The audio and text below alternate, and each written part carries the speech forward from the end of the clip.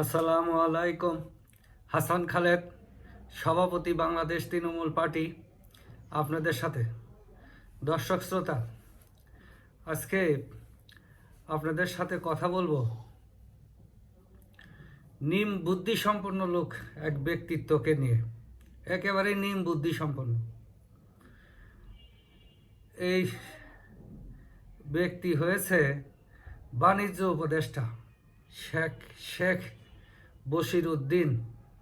ভালো ব্যবসা বাণিজ্য করে। তো উনি একটা মন্তব্য করেছেন, মানে পাগল কত রকম হয় দেখেন। পদ্মা সেতু করার কারণে চাউলের দাম বেড়ে গেছে।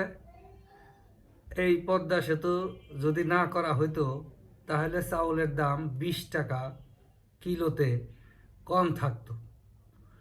অবস্থা চিন্তা করে দেখেন তার জ্ঞান কতটা নিম। পদ্মা সেতু এইটা হইল একটা অর্থনৈতিক কমিটমেন্ট, আর একটা হইল রাজনৈতিক কমিটমেন্ট।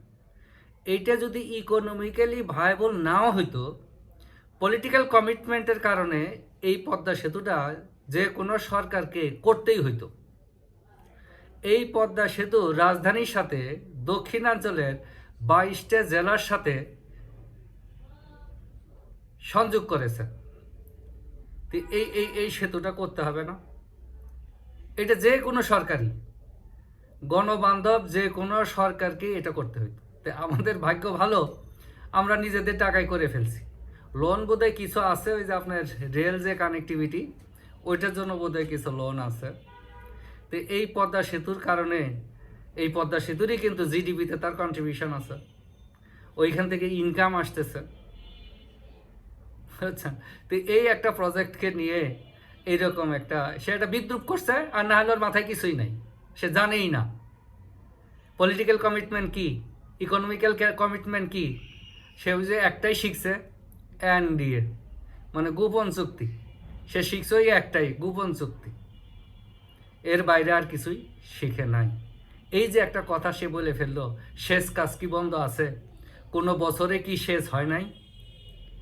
প্রত্যেক বছর সেচের কি কোনো এই যে এই আমরা প্রায় দুই যুগ ধরে সেচ নিয়ে কোনো সমস্যা আমরা ফেস করছি?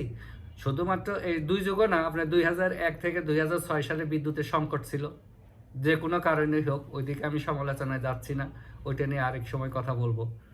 তো এই যে আপনার 9 সালের পরে থেকে কুইক রেন্টালকে ইউজ করে যেভাবে বিদ্যুতের ক্রাইসিস মোকাবেলা করা হয়েছে, এবং সেই সময় থেকে তো আর কোনো সেচের কোনো ঘাটতি নাই। তাহলে ওই সেই সেচের ইটা দেখালো কেমনে? ব্যর্থতা হইল তাদের। তারা ভারত থেকে চাল কিনে না, বা ভারত তাদেরকে চাল দেয় না, সেটা ভায়া হয়ে কিনে, সিঙ্গাপুর থেকে কিনে, দুবাই থেকে কিনে, আবার পাকিস্তানের তো নিজস্ব কোনো চাল নাই, ওদেরই খাবারই কিছু নাই। এরা টুকায় টুকায় কোথাও থেকে কিনে টিনে দেয়, সেগুলো আবার দাম পড়ে বেশি। এই যে ইয়ের থেকে গম কিনে, তা আবার সেটা বলে $50 করে বেশি, মানে বেশি দাম দিয়ে এইগুলো সব কেনাকাটা করতেছে। মানে নির্বোধ হলে যা হয়, এই নির্বোধেরা এই সমস্ত কাজ করে একটা এত সুন্দর একটা স্থাপনা, এত প্রয়োজনীয় একটা স্থাপনা, এটা আমাদের একটা গর্বের বিষয়। পদ্মা সেতুর উপরে একটা সেতু, এটা হলো বাঙালির গর্বের বিষয়। এবং সবচেয়ে বড় কথা হলো দক্ষিণাঞ্চলের 22টা জেলার সাথে, মানে 1/3 মানুষের সাথে সংযোগ সাধন করেছে এই সেতু। এইটাকে নিয়ে অবহেলা করার সুযোগ নাই। ওই ইয়ের দরকার আছে, বশিরউদ্দিনের দরকার নাই এই বাংলাদেশে। এই বাংলাদেশ দরকার হলো ওই পদ্মা সেতু। কাজে এগুলো বুঝতে হবে। এগুলো জ্ঞানের পরিচয় দিলে এগুলো হয় না। এই সমস্ত কথা মানুষ মূর্খ মনে করে, আর মানুষ এটা বিদ্রুপ মনে করে। আজকে এই কথাটা দক্ষিণাঞ্চলের মানুষ যারা শুনতেছে, তাদের মনে কীরকম একটা বিরক্তি লাগতেছে, যে আমাদের এত সুন্দর, এত সুযোগ সুবিধা একটা সরকার করে দিয়ে গেছে, আর এই কি বলে। এই 2 দিনে বৈরাগী হয়ে ভাতেরও অন্ন বলে একটা কথা আমরা ছোটবেলা থেকে শুনে আসি। এই শেখ বশিরউদ্দিনের ওই অবস্থা হয়েছে। তুমি হলে একটা সওদাগর, সওদাগরের মধ্যেই থাকো, বাই চান্স একটা সুযোগ পাওয়া গেছো ওই রাষ্ট্রের ওই চেয়ারে বসার জন্য, তাহলে তো জীবনেও পাওয়া যেত না। হয়তো তোমরা 1000 কোটি টাকার মালিক থাকতা, কিন্তু ওই অবস্থায় আসতে পারতাম। পলিটিক্স হইলে এটা অন্যরকম একটা জিনিস, জনগণের সাথে সম্পৃক্ততা, এটা সবাই পারে না। মানুষ জেল জুলুম খাইতেও তো পলিটিক্স নিয়ে থাকে। মানুষের কী জন্য থাকে? তাদের একটা কমিটমেন্ট থাকে যে জনগণের, দেশের মানুষের ভাগ্যর পরিবর্তন ঘটাবে, দেশের উন্নয়ন ঘটাবে, মানুষের সাথে বিদ্রুপ করতে নেই।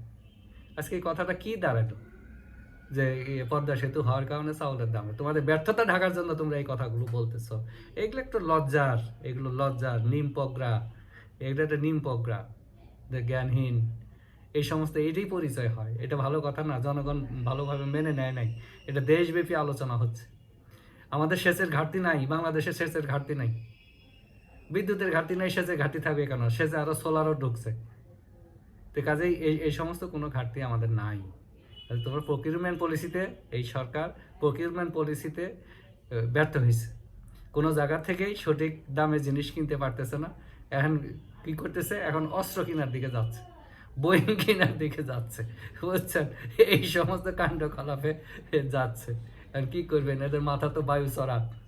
কাজেই আমরা বিভ্রান্ত না হই। আমরা আমাদের যে স্থাপনা, আমাদের যে গর্ব, আমরা সেটা যত্ন নেই, আমরা সেটাকে আমাদের কাম্য ব্যবহার করি, উপকৃত হই।